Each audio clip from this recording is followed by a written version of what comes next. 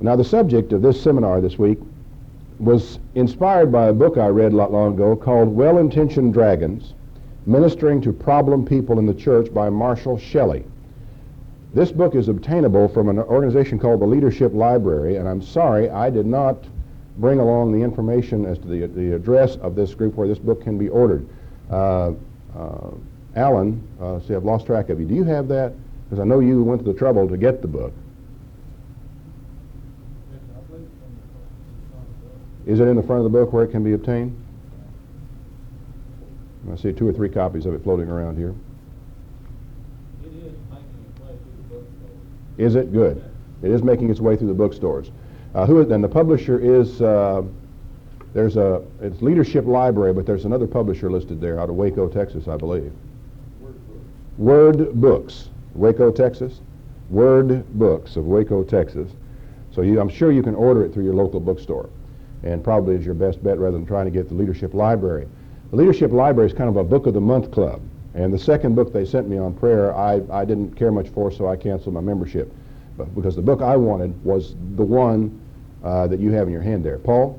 Most of the Baptist bookstores have it in stock. Oh, most of the Baptist bookstores have it in stock. Okay. So if you have a Baptist bookstore in your area, you're in luck. But most bookstores should be able to order it.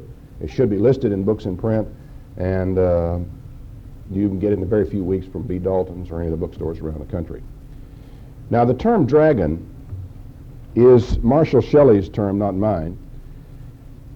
And he chose the term, I think, because he calls them well-intentioned dragons, for that matter, because he doesn't want to say that people who are in this category are deliberately trying to cause a lot of trouble.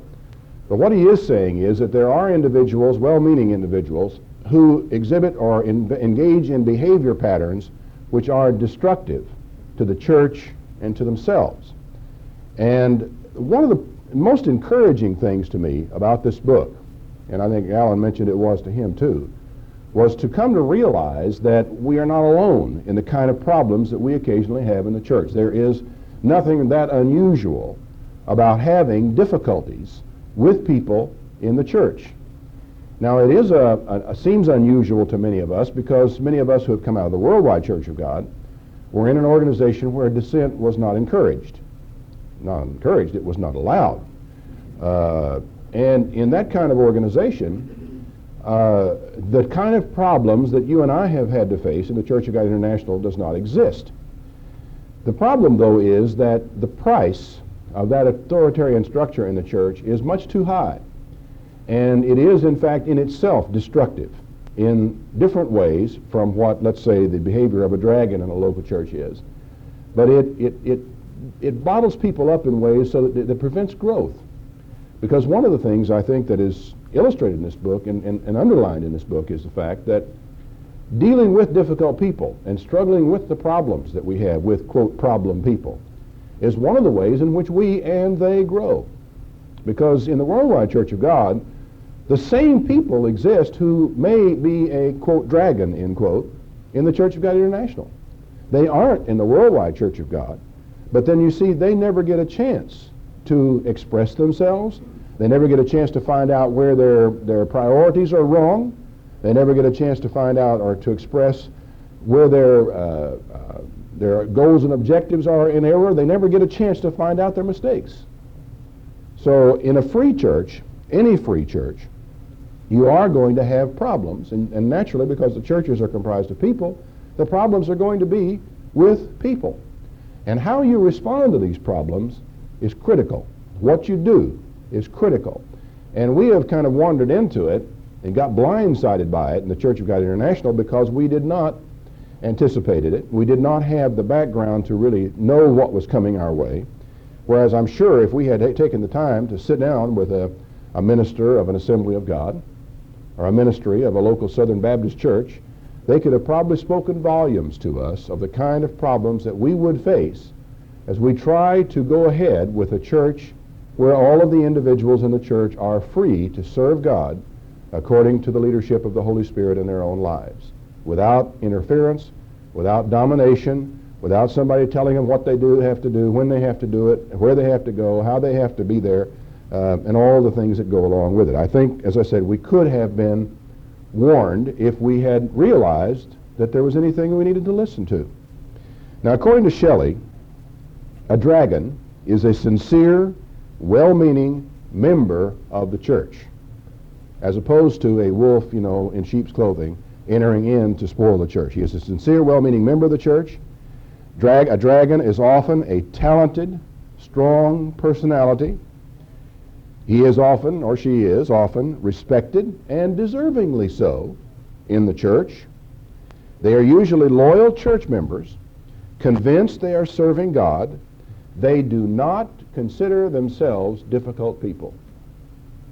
Whatever you do, don't ever forget that. Don't ever forget that. They are not naturally rebellious or pathological in their approach to things, but in spite of all the things that we say about them here, they leave ulcers and strained relationships and hard feelings in their wake.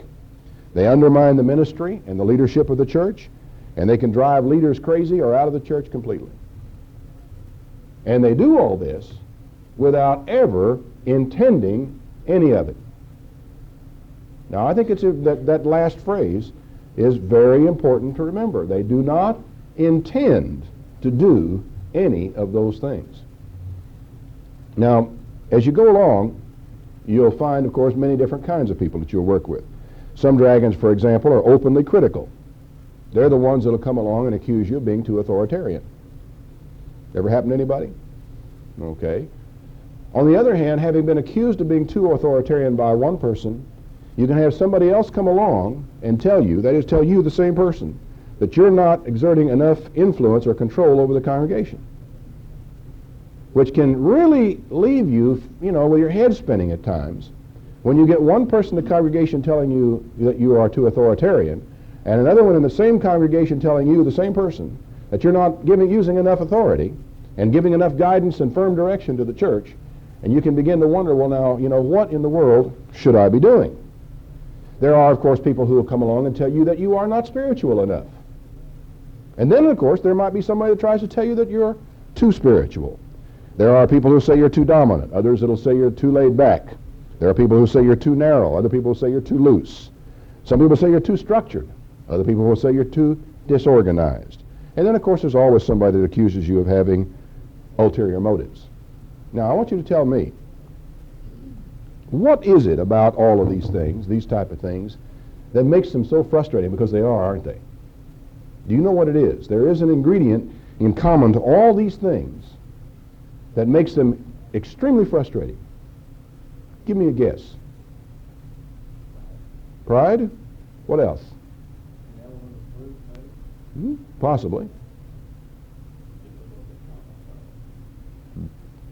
How do you evaluate, how do you answer, let me put it this way, the accusation that you are too authoritarian? How do you answer that? Is there an answer? If somebody comes along and tells you you are not spiritual enough, how do you answer that? You see, when you look at these things, these are really unanswerable.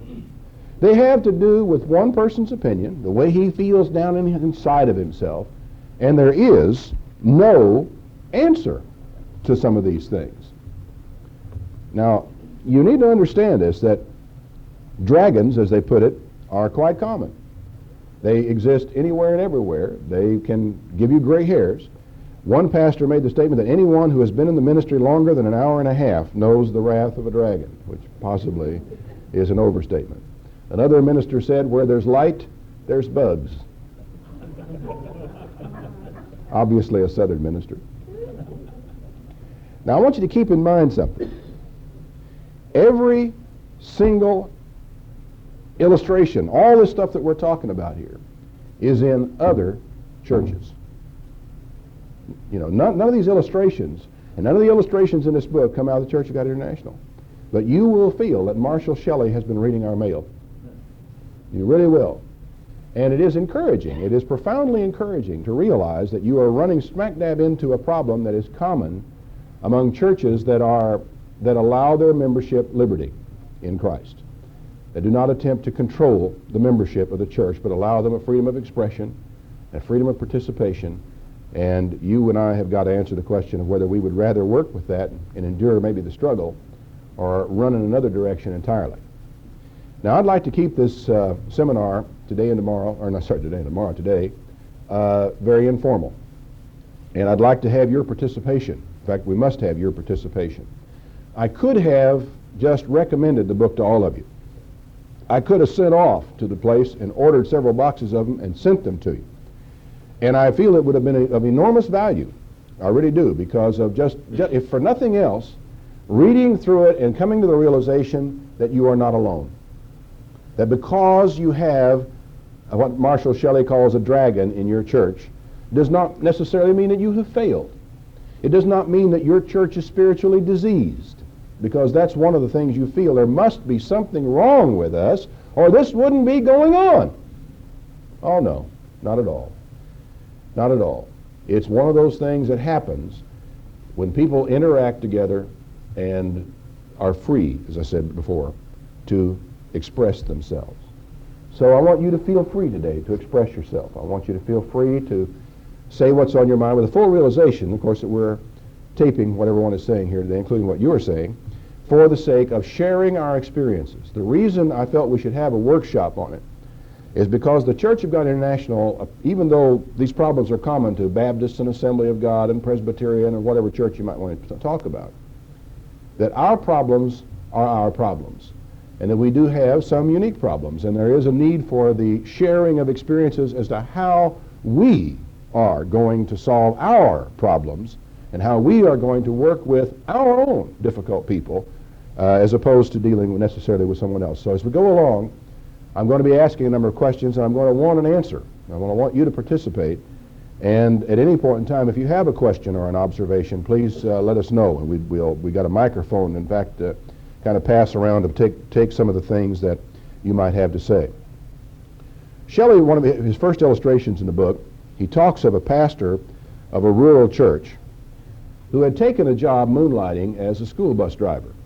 You know, it's not that unusual because, you know, rural church is small, probably doesn't pay very well, and they gave him the freedom to take that job to augment his income. There was in this church an older deacon who actually, as it happened, what turned out to be the pastor's very closest friend probably in the congregation. They got along very well. They enjoyed one another's company. He thought he really had his support.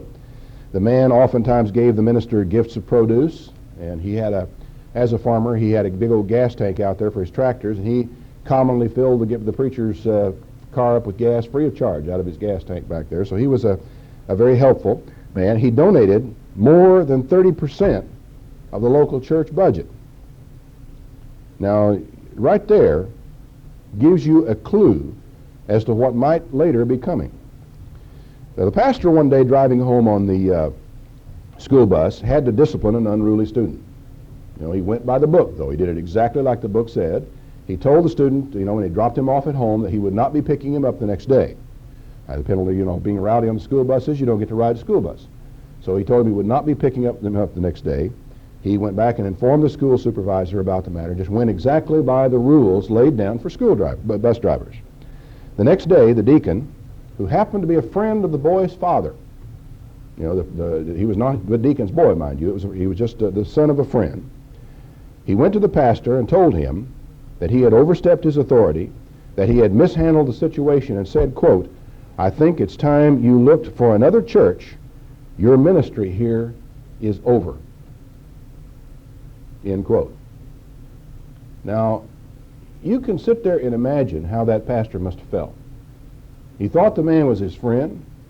He knew he was a generous, good-hearted fellow. They had gotten along beautifully up until this point.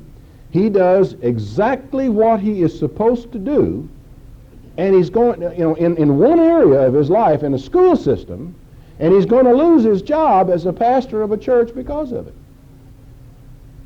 Now, this is what Marshall Shelley calls a dragon. And yet the deacon obviously was a good man and a generous man. How do things like this happen? And even though the school board backed the minister, within 6 months he was forced to resign from that congregation. Now you tell me, what went wrong here? Where were the problems here? Where are the clues that one would look for? Don't be bashful. I know you all aren't. Tom?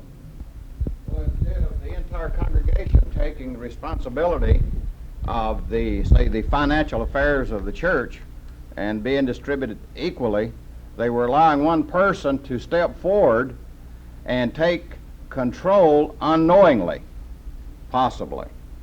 If they, if the minister felt, as you say in this book, that this man was doing all of this, he should have seen trouble coming later on at some time.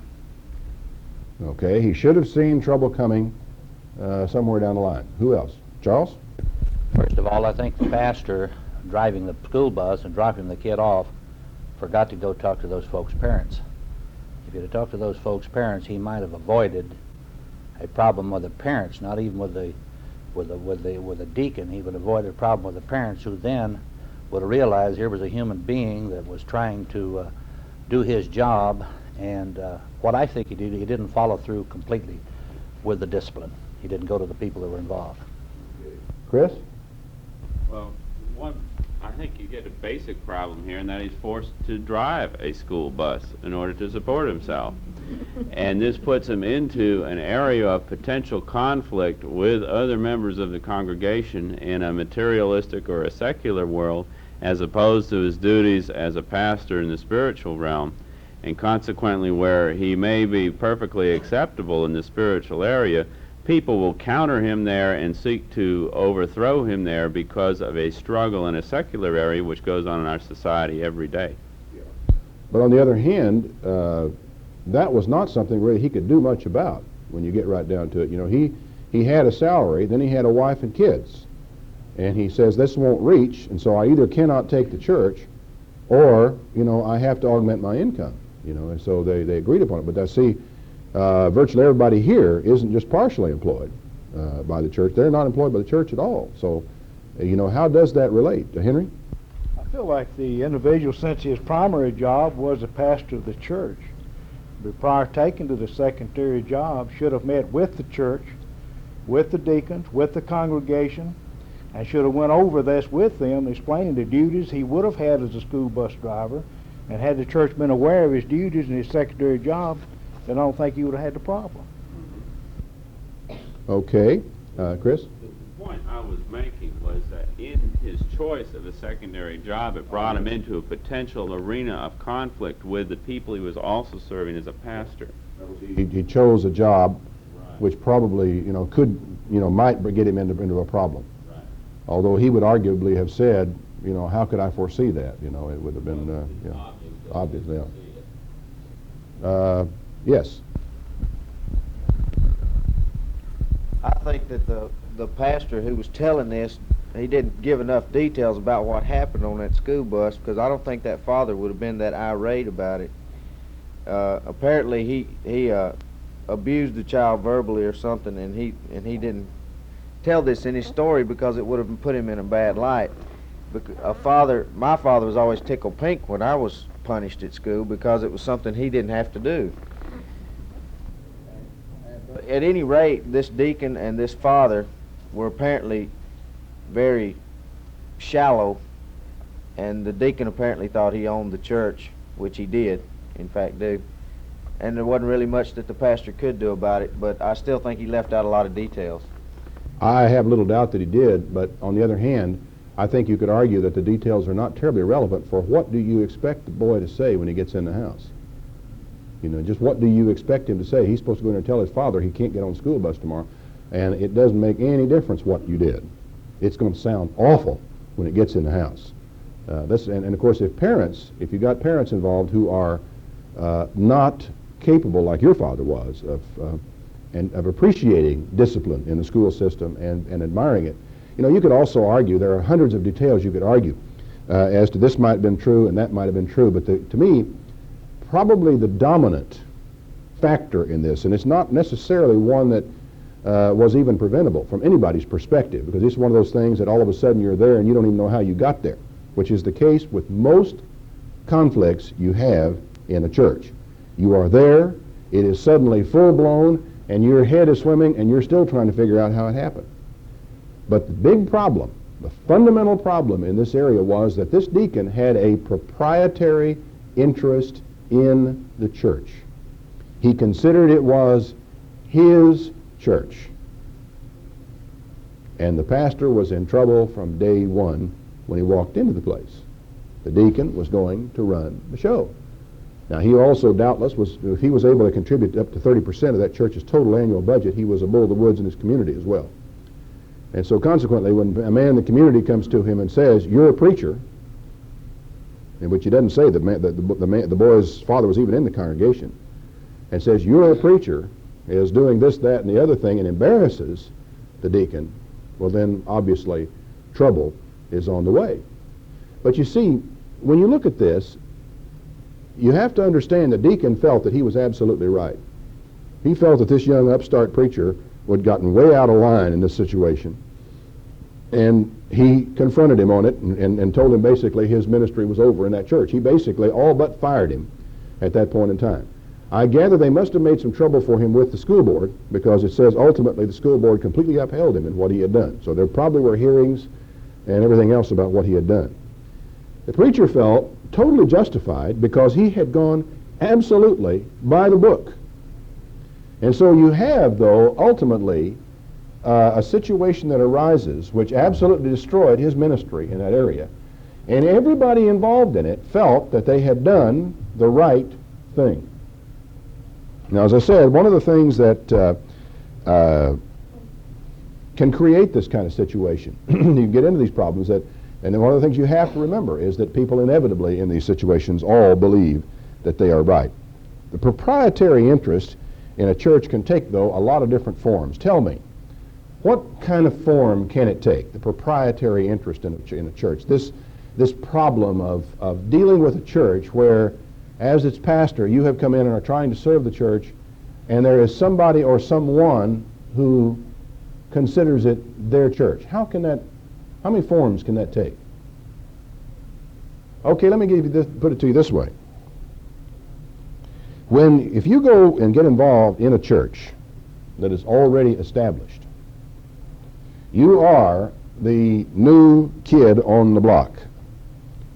So regardless of what form it may take, you will be considered an outsider, and it will not be, whosever church it is not your church.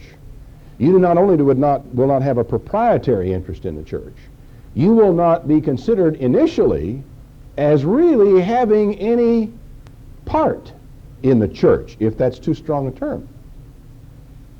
Now, this is a tricky area, and one of the most consistent problems, and we had it in the Worldwide Church of God, but we handled it really in a kind of a different way in the Worldwide Church of God. People had to endure it.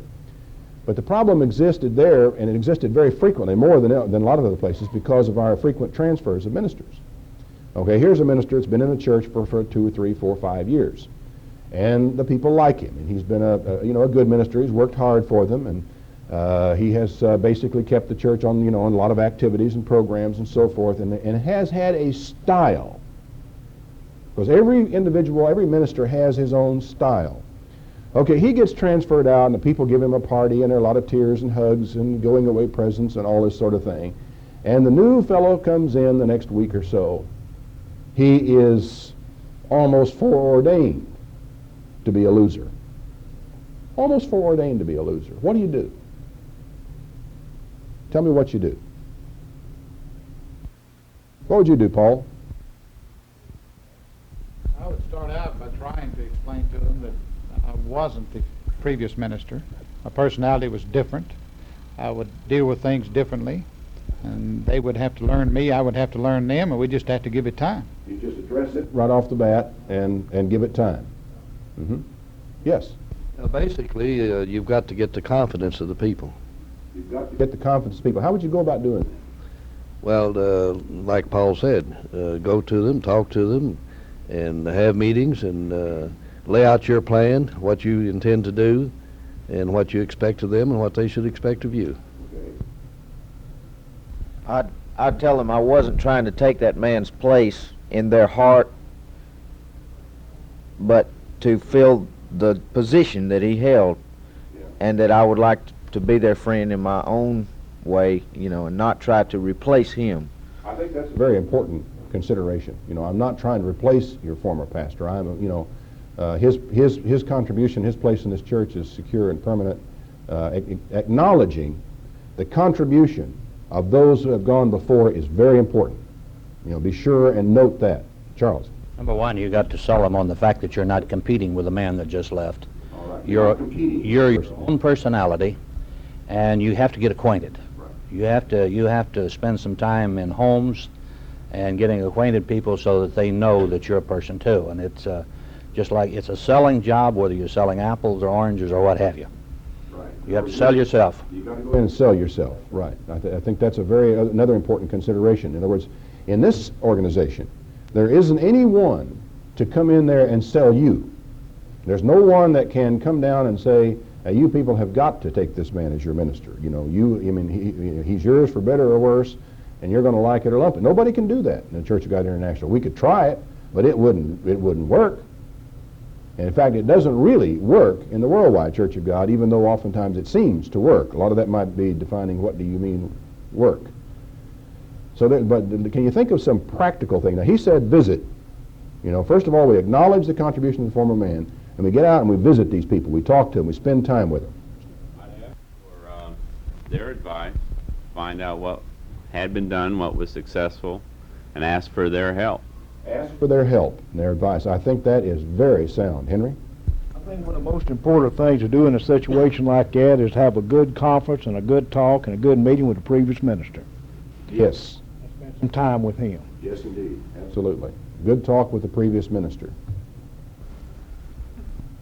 First thing I would try to do would be one of the first things would be to identify the respected leaders within the congregation. Identify those people and get to know them and get them on my side. Okay, you want to win the trust of the people who are acknowledged as leaders and respected people, and I think that is critical. Because without their help, you can't make it. That's one thing you've got to realize, that without help, you can't make it. It's too easy to go charging off and try to go it alone. But the fact of the matter is, it's true, even when you were a part of the original group and formed the charter like Henry was down in his area. He was right there right from the day one of that group, and he's grown up with them. But even there, he can't function without the support of key people and leaders in the congregation who should eventually, hopefully, be your counsel. If the church is, elects the right people to be the council. And sometimes they don't. And you're going, that's one of the reasons I have in the guidelines that the minister is to supervise the election and to explain the qualifications of council members before the election, to be sure that's right up in the front of everybody's mind. What else is there in the way in terms of practical suggestions that we might have if we're moving into an established situation, and even though they're asking us to come in and help them about what we might do? Tom? Well, we had a good session in Knoxville yesterday afternoon, and many of the ideas were brought out along this line, and it really takes time. And, the subject basically was deep abiding love, and it takes deeds. The things must happen, and you must learn to know each other before you can love anyone. And so that if you go into an area, it's going to just take a great amount of time. Yeah, it is. I think that one thing that has not been mentioned here but has been kind of beat around, hit around the edges of that I think you also need to think about is don't get in too big a hurry to implement your own program. Don't change anything right away. Somebody said find out how things have been done, okay? Do a good job and a thorough job of finding out, one, how things have been done, and two, why they have been done that way. Because until you understand how and why about how things have been done, you're not in a position to institute meaningful change in a congregation even when it is needed. So give attention to the past and don't be in a hurry to implement new programs, because if you are, you're very likely to step on hidden feelings. You're very likely to hurt people when you don't even know you are hurting them. And you're very possibly, you could even make enemies of people that are never going to be your friends again. A brother offended is harder to be won than a strong city. And I'll tell you, it's far better not to offend him in the first place. So don't feel that you have to come charging in and make all kinds of modifications, alterations. We're going to shape this group up right off the bat, or you will walk straight into a den of dragons. I can promise you that. Any other comments now on this particular illustration and problem? Yes? I think also if the previous minister would introduce the new minister to the congregation, stand behind him 100%, that would sort of take away some of the fears and get the people to have a little bit more confidence in the new person taking the old one's position. Because the previous minister, he started out new at one time. They didn't know him. And like we've said before, it takes time to build that love. But they can start off on a better standing with the new minister if the old minister would introduce the new minister and stand behind him and tell about his qualifications and his good points. Let's imagine for a moment, get right back to you, Paul. Let's imagine for a moment that Charles here, who has been working in Atlanta for some period of time, got transferred out and was working someplace else. We're not very far from the truth, actually, of what has happened, even where Charles is concerned. But let's suppose, in addition to that, that another minister, by some fortuitous chance or circumstance, got transferred to Atlanta. And he begins to work in the Atlanta church. Do you suppose it's possible that Charles might get some phone calls late at night from people in Atlanta who weren't just entirely happy with something that the new minister was doing? Is that a chance? Anybody think that might be a possibility? All right, now I want you to tell me, what should Charlie do when he gets those phone calls? Blank stares. Bob? I think first off that he should talk with the other minister that come into the area and explain the situation to him first and foremost, and then together work out a plan to talk to the people and see what the problem is. But how does he go about doing that? You know, how do we actually do it?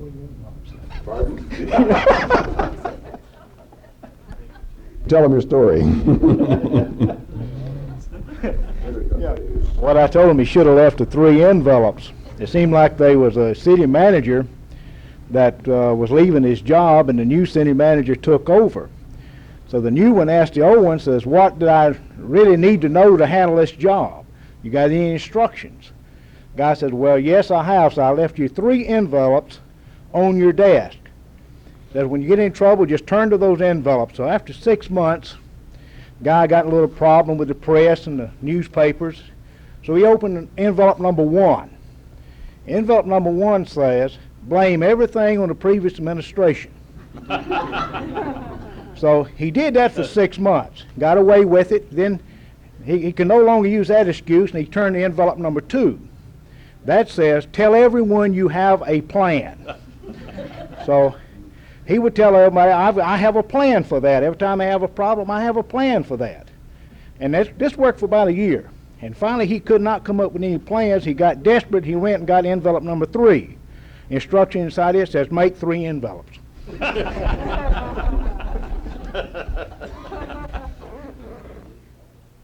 Charlie, apart from the 3 envelopes, when he's getting these calls late at night from somebody, you know, they're calling after 11 o'clock because that's when the phone rates change. And here's Charlie trying to get his job done down there. Here are people calling from his area complaining about what this new minister has done, much of which what he's doing is right, and maybe a few things really aren't all that right, but nevertheless they're not contrary to the Bible. You know, most things aren't really quite perfect, so we have to assume that's the truth. How does he handle it? I want more advice. Charlie's going to give himself some advice. First of all, I'd try to reassure the people for whatever the calls, and believe me, I've had those calls, so I know what they are. But I would try to reassure those people that the gentleman is there, that I know him personally. I've known him for a long time. I know that he's a different personality, and try to assure that person that, and to find out if they're not looking at personalities. And if they're looking at personalities, then we need to get away from that. But if there's something biblical or somewhere in some area that they're mistreating people, then that's something that I would probably get on the phone and call back the minister that's involved. But I certainly would try to assure that person that that minister that's taking over is qualified, has his own way of doing things.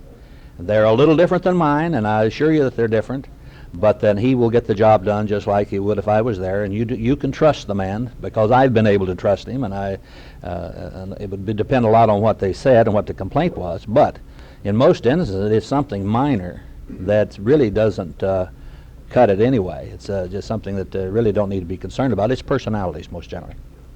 One thing that you have to keep in mind is you do have to evaluate just how important is this complaint. You know, is it really critical, or is a person just sounding off, you know, or they just want an excuse to call you, and chat with you for a while. So you have to think. Let me phrase this question another way. Let's suppose you wanted to make this new guy's job really tough. What would you say? What would you say? What would be the first thing you would say if you wanted to really make life tough on this new guy in town? First words out of your mouth, Tom. To the caller? Yeah. I'd ask them to go to them personally. To the minister. You do that if you want to make the minister's job hard? Well, it's going to make it hard. That's right. I'd rather for it to be hard for him because he's there than the caller call me. That really is one of the better things you could tell them, though. Because to me, to tell them that, they go to him, and he has the chance now to straighten it out, and that's not going to make his job hard. If I wanted to make his job hard, and somebody came in and said, did you know that Mr. So-and-so has done this, that, and the other thing, I would say, what? What? You're kidding. That's what I would do. I would say, I don't know, well, I shouldn't say anything. I really, we've got to be Christian about this. After your initial explosion, boy, I really don't know. Well, but I guess I shouldn't say anything. I really don't understand why he's doing that. In other words, you can commiserate, and the person will feel reinforced that he is right about this new minister. And the initial steps are taken, which will eventually, they'll call you again, and then they'll call you again, and they'll call you again. You're ensured that you will be called many, many times. And over a period of time, you all can commiserate together, and sooner or later, that person will experience a complete rupture with the new minister because you have commiserated with him.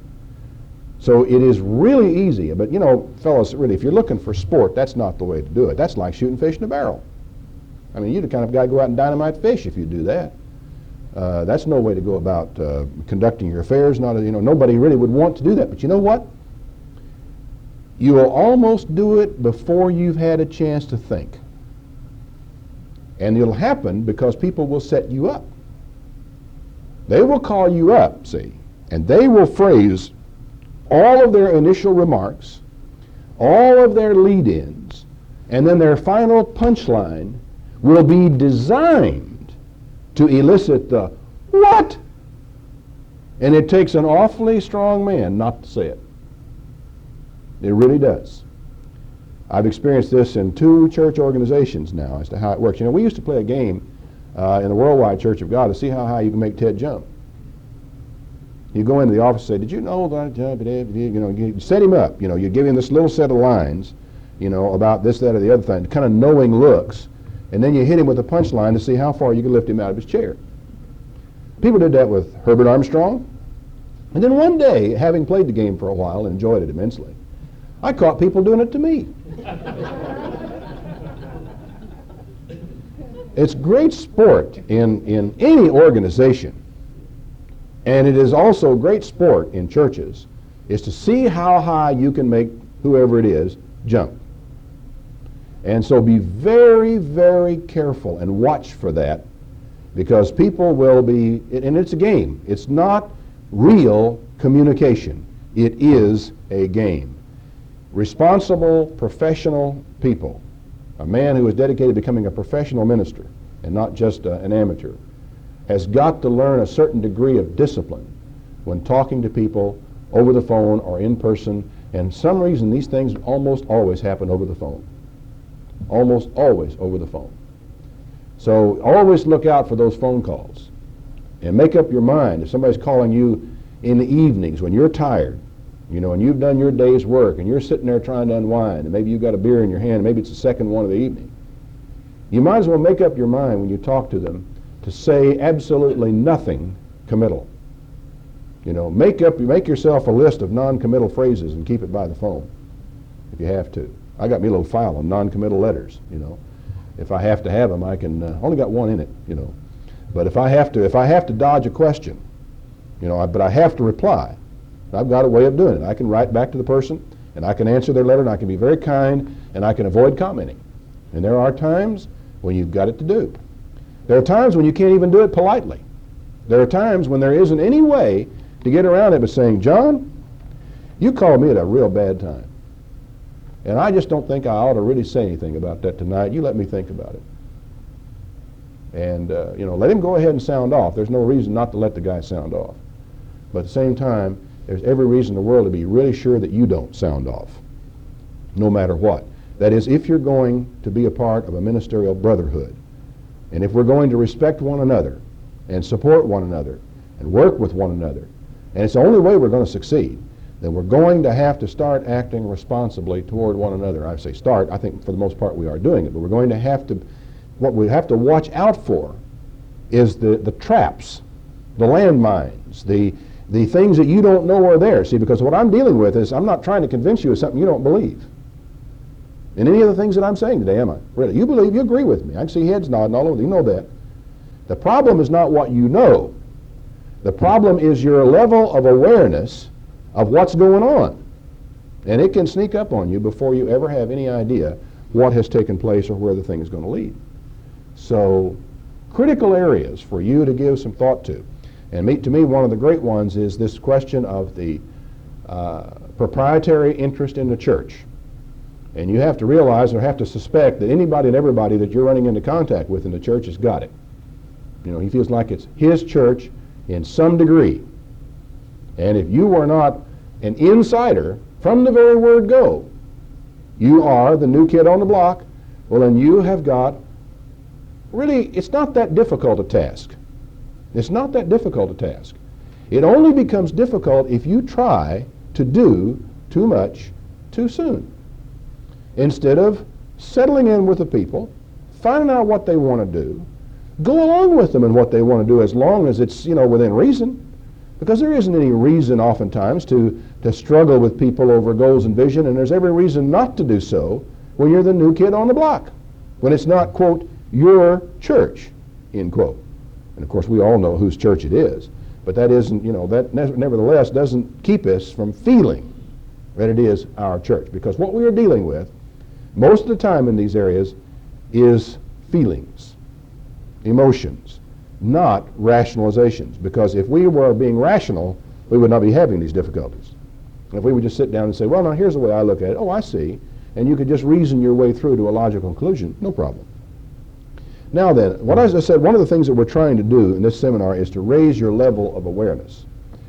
And just Shelley, in the process of raising your level of awareness, lists several types of dragons, which I thought was rather fascinating, and I think you'll kind of enjoy them too. We got about 5 minutes to 1 hour? Okay. I think rather than go straight into this list, I'd like to go through his list of dragons with you, and after we've taken a break and got a full hour to go on the tape. So let's just stretch our legs for a moment and be back in 5 minutes sharp.